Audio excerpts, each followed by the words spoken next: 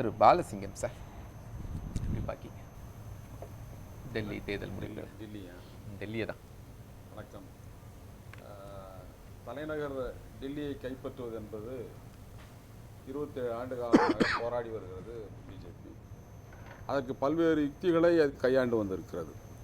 காங்கிரஸை அகற்றுவதற்காக 2014 காங்கிரஸை அகற்றுவதற்காக ஊழல் எதிர்ப்பு என்கிற ஒரு பெரிய போராட்டத்தை முன்வைத்தது.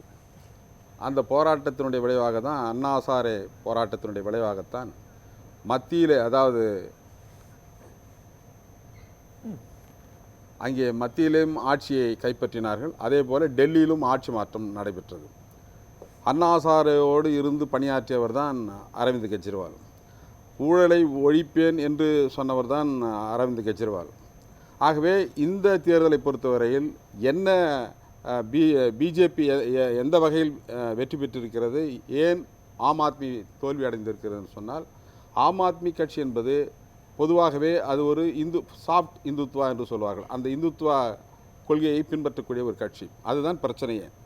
ஒன்று, இந்துத்துவா கட்சியாக கருதப்படுகிற பிஜேபி ஆர்எஸ்எஸ்ஸை நேரடியாக எதிர்க்க வேண்டும் என்று சொன்னால் அதற்கு எதிரான கருத்தியலிலிருந்து போராட வேண்டும். உதாரணத்துக்கு திமுக திராவிட கருத்தியல், அந்த திராவிட கருத்தியலோடு அந்த சனாதன கருத்தியலை செயல்படுத்துகிற பிஜேபி ஆர்எஸ்எஸ் இருந்துச்சு. காங்கிரஸும் தான். காங்கிரஸ் முன்பு ஒரு சாஃப்ட் இந்துத்துவாக இருந்த ஒரு கட்சி தான் காங்கிரஸ். இப்பொழுதுதான் மெல்ல மெல்ல அது ஒரு புரட்சிகரமான ஒரு மாற்றத்தை நோக்கி நகர்கிறது. ராகுல் காந்தி தலைமையில், ராகுல் காந்தி தலைமை பொறுப்பேற்ற பிறகு அதிலே பல்வேறு மாற்றங்கள் இன்றைக்கு நிகழ்ந்த வண்ணமாக இருக்கிறது. இந்த டெல்லி தேர்தலே பார்த்தீங்கன்னா கூட, இந்த எலெக்ஷனில் இப்போ ரிசல்ட் பார்த்தீங்கன்னா, கடந்த தேர்தலில் பிஜேபி வாங்கிய சதவீதத்தை பார்க்கிற போது இப்போ அவங்க 47% வாங்கியிருக்காங்க.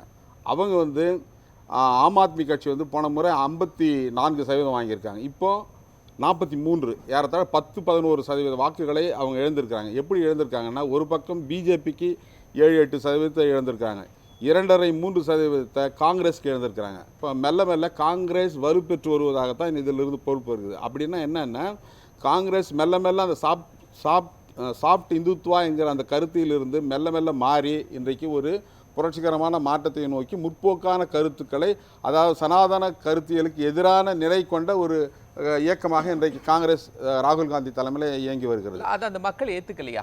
காங்கிரஸ் சனாதன கருத்துக்களுக்கு மாற்றான ஒரு கொள்கையோடு இயங்குது, அது அந்த மக்கள் ஏற்றுக்கலையா? அங்கே ஆம் ஆத்மி கட்சி வேரூன்றி இருக்கிறது. எதை வீழ்த்தினா காங்கிரஸை வீழ்த்தி தான். ஊழல் எதிர்ப்பு சனாதன கொள்கையோடு சாஃப்ட் இந்துத்துவாவோடு இருக்கக்கூடிய ஆம் ஆத்மியும் 30 இடங்களில் வருது, முழுமையாக இருக்கக்கூடிய பாஜக 40 இடங்களில் வருது. டோட்டலாக அதுக்கு அகைன்ஸ்டாக இருக்கக்கூடியதுக்கு மக்கள் வாக்கே அளிக்கல.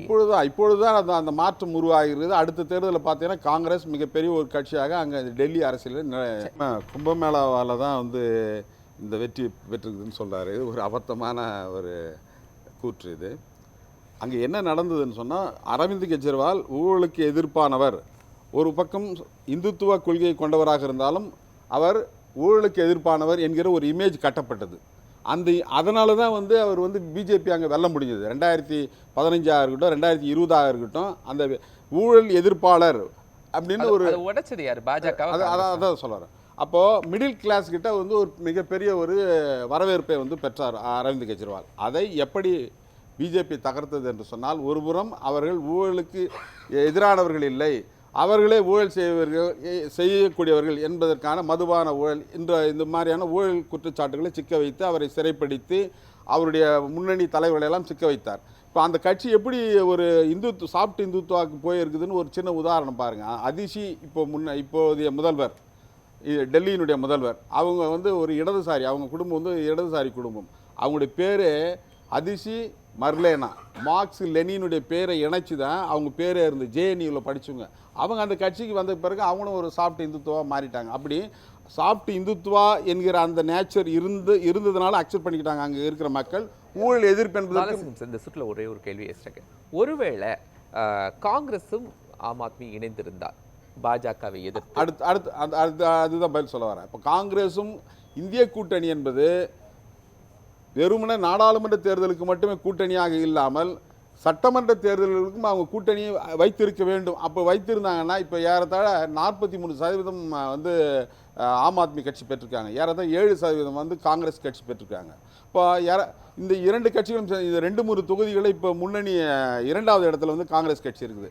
ஒருவேளை காங்கிரஸ் கட்சி இந்திய கூட்டணி உறுதியாக இருந்திருந்தால், இந்திய கூட்டணியினுடைய தலைவர்கள் எல்லாம் போய் டெல்லியில் வந்து அங்கே வந்து பிரச்சாரத்தை மேற்கொண்டிருந்தால் இந்த வெற்றியை ஆம் ஆத்மி கட்சி பெற்றிருக்க முடியும். அது வந்து அதை வந்து தவற விட்டுட்டாங்க. இப்போ 2வது இந்த மிடில் கிளாஸ் வாக்குகள் தான் அரவிந்த் கெஜ்ரிவாலுக்கு ஆம் ஆத்மி கட்சிக்கு மிகப்பெரிய பலமாக இருக்குது. அது வந்து அதுக்கு வந்து என்ன ஆச்சுன்னா, இந்த பட்ஜெட்டில் மோடி அவர்கள் அறிவித்து இருக்கக்கூடிய அந்த சாதகமான அம்சம் மிடில் கிளாஸ் கிட்ட ஒரு பெரிய தாக்கத்தை ஏற்படுத்தியிருக்குதுன்னு நான் பார்க்குறேன்.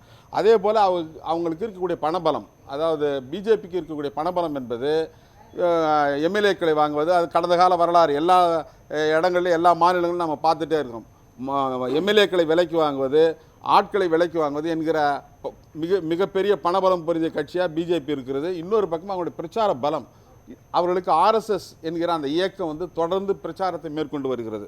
தொடர்ந்து தேர்தலில் வந்து மிகப்பெரிய அளவில் அவங்களுக்கு ஒரு உந்து சக்தியாக இருந்து தொடர்ந்து பிரச்சாரத்தை செய்கிறாங்க. அது ஒரு பிரச்சார பலம்.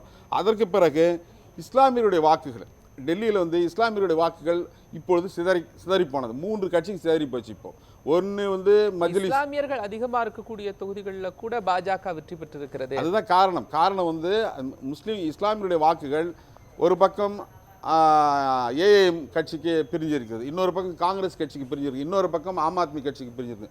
இன்னொரு ஃபேக்டர் என்னன்னு பார்த்தீங்கன்னா, தலித் வாக்குகளும் அப்படி சிதறி போச்சு. முன்னாடி 2015 2020 தேர்தலில் இஸ்லாமியர்கள் வாக்குகளும் தலித் வாக்குகளும் அவர்களுக்கு சேர்ந்தது. கடைசியாக பார்த்தீங்கன்னா ஆன்டி இன்கம்பன்சி, இது எல்லாமும் சேர்ந்து தான் இப்படிப்பட்ட ஒரு தோல்வியை அங்கே தந்திருக்கிறது ஆம் ஆத்மி கட்சி. பேசு பாலசிங்.